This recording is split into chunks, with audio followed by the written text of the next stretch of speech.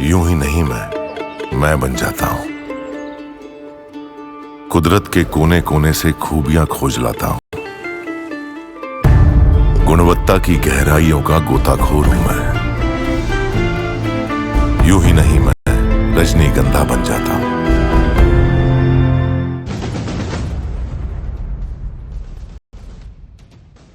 जिस दिन Donald Trump और नरेंद्र मोदी अमेरिका में मिले थे, उसी दिन हमने आपको बता दिया था कि डीप स्टेट और इकोसिस्टम को अब भागने की जगह नहीं मिलेगी। और अब वही हो रहा है। डीप स्टेट और इकोसिस्टम ने जो बड़े बड़े कांड कर रखे हैं, एक एक करके अब वो सामने आ रहे हैं। और इसमें सबसे बड़ा कांड तो यह है कि भारत में नरेंद्र मोदी को हराने के लिए अमेरिका से भर भर के पैसा भेजा गया। और यह बात नरेंद्र मोदी तो कई बार कह रहे थे। जो हमने इंटरव्यू लिया था नरेंद्र मोदी का इलेक्शन के वक्त में नव भारत ने, उसमें पीएम ने कहा था कि विदेशी ताकतें भारत के चुनाव को प्रभावित करने का प्रयास कर रही हैं। लेकिन अब तो क्लियर हो गया बॉस कि भारत का एक इकोसिस्टम विदेशों से पैसा लेकर यहां किसी और को प्रधानमंत्री की कुर्सी पर बैठाना चाह रहा था, देश को बर्बाद करने में लगा था। और इस सच को लेकर अब दुनिया की सबसे बड़ी गवाही सामने आ गई है। खुद अमेरिका के राष्ट्रपति डोनाल्ड ट्रंप ने यह खुलासा कर दिया है कि भारत में किसी को हटाने, मतलब नरेंद्र मोदी को हटाने और किसी को जिताने के लिए बम्पर पैसा भेजा जा रहा था। लेकिन यह पैसा किसे भेजा जा रहा था? ट्रंप कौन सी लिस्ट पीएम मोदी को देने वाले हैं? इस लिस्ट में किस किस के नाम है? वो कौन कौन लोग हो सकते हैं जो अमेरिका से पैसे लेकर भारत में मोदी को हटाने के सीक्रेट प्लान पर काम कर रहे थे? ये सब आज आपको बताऊंगा। लेकिन पहले आपको डीप स्टेट वाली साजिश का खुलासा करने के लिए किस तरह पीएम मोदी कोशिश कर रहे थे, उसकी एक झलक दिखाता हूं।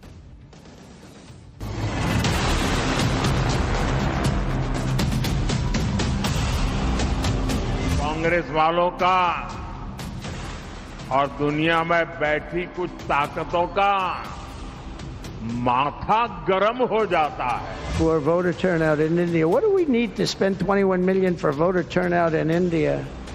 ये लोग कैसे गुप्त रूप से भारत को पसंद न करने वाले विदेशी डिप्लोमेट के साथ सीक्रेटली मिलते हैं।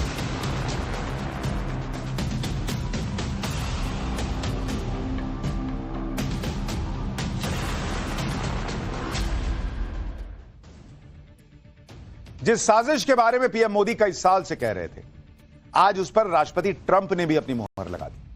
ट्रंप ने अमेरिका के मियामी में कार्यक्रम के दौरान यह बात कह दी कि भारत के चुनाव को प्रभावित करने के मकसद से पहले की बाइडेन सरकार की तरफ से भारत को फंडिंग की गई। भारत में वोटिंग प्रतिशत बढ़ाने के लिए 21 मिलियन डॉलर यानी 182 करोड़ रुपए भेजे गए। इस मामले पर ट्रंप ने यह भी कहा कि लगता है कि बाइडेन सरकार चाहती थी कि चुनाव में किसी और को जिता दिया जाए। मतलब साफ है कि 2024 के लोकसभा चुनाव में मोदी सरकार को हटाने के लिए अमेरिका से भर भर के यहां पैसा कुछ लोगों के मुंह में ठूसा जा रहा था। ट्रंप अब इस पूरे खुलासे पर भारत सरकार को पूरी जानकारी देने का भरोसा दे चुके हैं। यानी यह अमेरिका का पैसा किस तरह भारत आया, किस किस ने कमाया और देश की लाज को, साख को दांव पर रख दिया, बेचने का प्रयास किया, उन नामों का खुलासा होना है। सुनिए ट्रंप ने क्या कहा है, फिर आगे की बात बताता हूं। And $21 million for voter turnout in India. What do we need to spend 21 million for voter turnout in India? Wow, $21 million. I guess they were trying to get somebody else elected. Well, we ought to tell the Indian government, because when we hear that Russia spent about $2 in our country, it was a big deal, right? They took some internet ads for $2,000. This is a total breakthrough. $21 million for India elections. Donald Trump खुलकर कह रहे हैं boss कि भारत में किसी और को प्रधानमंत्री बनाने के लिए अमेरिका की बाइडेन सरकार पैसा खर्च कर रही थी, डीप स्टेट पैसा खर्च कर रहा था। सवाल इस बात का नहीं है कि अमेरिका क्या कर रहा था, सवाल इस बात का है कि अमेरिका क्यों मोदी को हटाना चाहता था। इसका मतलब वो मजबूत भारत को नहीं देखना चाहता। मोदी से बाइडेन की और उनकी डीप स्टेट की क्या दिक्कत है? यही दिक्कत है ना भाई कि मोदी बढ़ रहा है, भारत को बढ़ा रहे हैं और अमेरिका बढ़ नहीं पा रहा उस तरीके से। हटाओ इस आदमी को। और किसको बनाने के लिए पैसा आ रहा था? इसका मतलब वो आदमी जिसके लिए पैसा आ रहा था वो अमेरिका की कठपुतली है। अमेरिका को, डीप स्टेट को भरोसा था कि ये बन गया तो भारत हमारे हिसाब से चलेगा, भारत के हिसाब से दुनिया को नहीं चलना पड़ेगा। ये है बड़ी चीज। राष्ट्रपति ट्रंप ने जब यह खुलासा किया तब से इकोसिस्टम की नींद उड़ी हुई। अरे ट्रंप तो यह भी कह रहे हैं कि हमारे यहां रशिया ने $2000 या कुछ खर्च किया था, यह हमारे लिए बड़ी बात थी। यहां मोदी को हराने के लिए, एक चुनी हुई सरकार को गिराने के लिए 180 करोड़ से ज्यादा खर्च हो गए। यह भारत के लिए कितनी बड़ी बात होनी चाहिए सोचिए। और वो मदद करेंगे नरेंद्र मोदी सरकार की इन लोगों के नाम निकालने में। वैसे नींद तो उस दिन से ही इन लोगों की उड़ गई थी जब पीएम मोदी ट्रंप से मिलकर आए और इसके दूसरे ही दिन ट्रंप ने भारत को मिलने वाली यूएस एड पर रोक लगा दी थी। लेकिन अब उन लोगों के नाम के खुलासे के बाद पूरा इकोसिस्टम तहस नहस हो जाएगा क्योंकि अमेरिका से लिस्ट मिलने के बाद मोदी सरकार इस साजिश में शामिल लोगों के खिलाफ सख्त एक्शन लेने वाली है। इसमें सबसे पहले इस बात की जांच होगी कि अमेरिका से 182 करोड़ रुपए की फंडिंग किस तरह भारत पहुंची, इसका इस्तेमाल किस तरह चुनावों में किया गया। इस गंभीर मामले में देश के खिलाफ साजिश करने वाले कानून के तहत देशद्रोह तक का मामला चल सकता है। यानी बाइडेन सरकार के दौर में जो लोग बड़े आराम से घूम रहे थे और मोदी सरकार को हटाने की प्लानिंग कर रहे थे, उनके अब उल्टे दिन शुरू हो गए। और उन लोगों का सबसे बड़ा संकट तो यह है कि वो ये सोच रहे थे कि अगर मोदी को पता भी चल गया तो क्या, 240 तो सीटें हैं, कुछ करेंगे हम पर तो सरकार गिर जाएगी इधर उधर से प्रेशर बना के। लेकिन बॉस, हरियाणा, महाराष्ट्र और दिल्ली के बाद मोदी पावर दुनिया देख रही है, देश देख रहा है, मोदी झुकने वाले नहीं है। अब यह बात क्लियर है कि बाइडेन सरकार के दौर में अमेरिका पीएम मोदी को हटाने के लिए लगातार साजिशें कर रहा था। इसके लिए यूएस एड की फंडिंग लगातार बढ़ाई गई ताकि 2024 के चुनाव में पीएम मोदी को हटाने में आसानी हो जाए। किस तरह यूएस एड अपनी फंडिंग बढ़ा रहा था, जरा आपको बाइडेन सरकार के कुछ आंकड़े बताता हूं। यूएस एड अगर आप देखेंगे, जिसके बारे में कहा जा रहा है कि भाई यही पैसा आया मोदी सरकार को गिराने के नाम पर, उनको कुर्सी से हटाने के नाम पर, 2021 तक इसकी फंडिंग देखिए आप, 2021 तक यही यूएस एड 816 करोड़ रुपए फंड कर रहा था।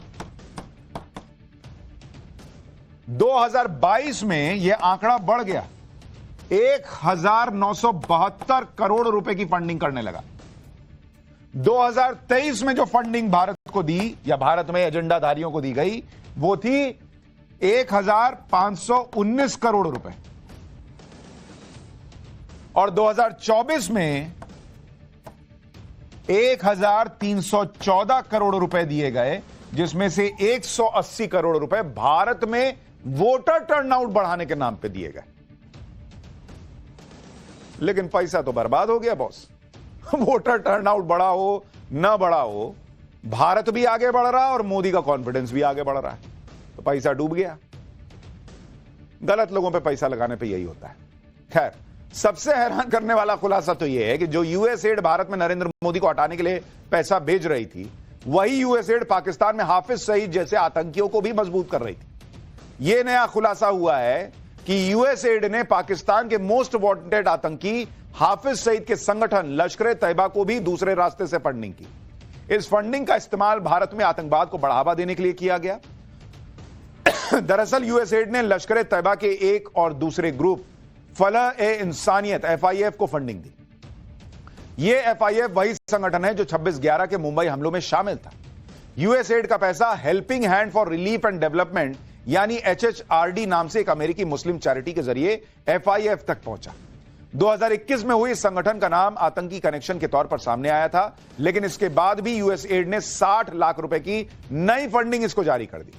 सबसे चौंकाने वाली बात यह है कि जिस संगठन को अमेरिका ने खुद आतंकी संगठन घोषित किया था, उसी को पैसे दे रहा था। लश्कर तैयबा ने इस पैसे का इस्तेमाल अपनी नए संगठन द रेजिस्टेंस फ्रंट TRF के लिए किया। यह संगठन TRF कश्मीर में पिछले कई साल से आतंकी साजिश कर रहा है। यानी जो बाइडेन की सरकार एक तरफ तो भारत को बर्बाद करने के लिए, भारत में माहौल खराब करने के लिए आतंकियों को फंडिंग कर रही थी, और दूसरी तरफ भारत में कुछ लोगों को फंडिंग कर रही थी। तो पाकिस्तान के आतंकियों को फंडिंग करो और भारत के ऐसे लोगों को फंडिंग करो जिनका देश से कोई लेना देना ना हो। एक तरफ तो आतंकवादियों को फंडिंग हो रही है, दूसरी तरफ इन आतंकवादियों को चुन चुनकर मारने वाली सरकारों को गिराने के लिए फंडिंग हो रही है। अमेरिका का डीप स्टेट यह खेल एक जगह पर नहीं, कई जगहों पर कर चुका है। जब उसने अच्छी खासी चल रही सरकारों को पैसे के दम पर गिरा दिया। इसके लिए आपको यूएसएड की वर्किंग स्टाइल को समझना होगा। दरअसल लोकतंत्र की मजबूती के नाम पर यह संस्था स्वास्थ्य सेवा और शिक्षा के नाम पर फंड देती है। इसमें अमेरिकी हितों के लिए काम करने वाले NGO, civil society, civil activist को भी यूएसएड भर भर के फंडिंग देता है। इस फंडिंग को मिलने के बाद चुने हुए लोग अपने देश में सत्ता परिवर्तन के लिए प्लानिंग करते हैं, मीटिंग करते हैं, इवेंट कराते हैं। इन मीटिंग्स और प्लानिंग के साथ सबकी ट्रेनिंग होती है और दूसरे लोगों को भी जोड़ा जाता है। इसमें साजिश के तहत देश में आंदोलन और दंगों के लिए जमीन तैयार करते हैं ये लोग। ये सब कुछ सामान्य प्रक्रिया लगे, इसलिए देश के जाने माने चेहरों को इसमें जोड़ दिया जाता है। जैसे ही पूरी प्लानिंग हो जाती है, फिर दंगों और आंदोलन की मदद से सत्ता परिवर्तन करवा दिया जाता है, जैसे कि श्रीलंका में हुआ, जैसा कि बांग्लादेश में हुआ। ऐसी ही कोशिश 2022-23 में जॉर्जिया में भी हुई थी।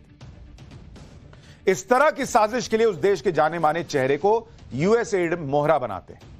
फिर देश में विद्रोह करवाकर सत्ता परिवर्तन करा दो, फिर अपने पपेट को बैठा दो, फिर उसके हिसाब से वो आपके हिसाब से काम करेगा। इसी तरह की कोशिश पिछले कई सालों से भारत के खिलाफ भी हो रही है, जिसका अब खुद ट्रंप खुलासा कर रहा है। प्रधानमंत्री मोदी ये अच्छी तरह जानते थे कि उनकी सरकार के खिलाफ विदेशी ताकतें लगी हुई, लेकिन इस बात से सबको हैरानी है कि खुद बाइडेन सरकार इस काम में शामिल थी। 2024 के चुनाव में किस तरह अमेरिका से लेकर भारत तक डीप स्टेट के लोग मोदी सरकार के खिलाफ काम कर रहे थे, इसे लेकर ट्रंप से पहले रूस ने बड़ा खुलासा किया था।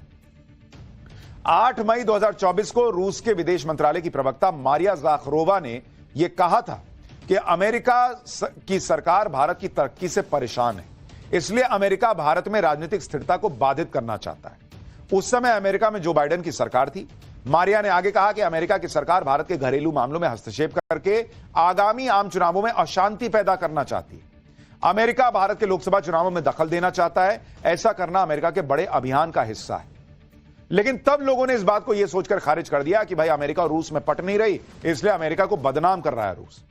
लेकिन अब तो खुद अमेरिका के राष्ट्रपति डोनाल्ड ट्रंप बता रहे हैं भाई कि जो बाइडेन के समय में यही सब चल रहा था।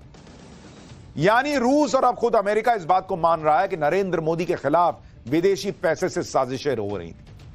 जब नरेंद्र मोदी ये बात कहते थे तो कुछ लोग यहां मजाक उड़ाते थे, लेकिन क्या पता जो लोग मजाक उड़ाते थे ये वही लोग हों जो उसी विदेशी पैसे पे पल रहे थे। वो मजाक उड़ाना इस स्ट्रैटेजी का हिस्सा रहो कि इसको ऐसा बना दो कि लोग सोचे कि हुआ ही नहीं। जो भी ऐसे लोग होंगे वो जल्दी ही एक्सपोज भी होंगे, क्योंकि जब डोनाल्ड ट्रंप नरेंद्र मोदी को लिस्ट भेजेंगे जिसमें नाम लिखे होंगे कि किसने अमेरिका से पैसा लेकर भारत में आग लगाई, तो बवाल तो मचेगा बॉस।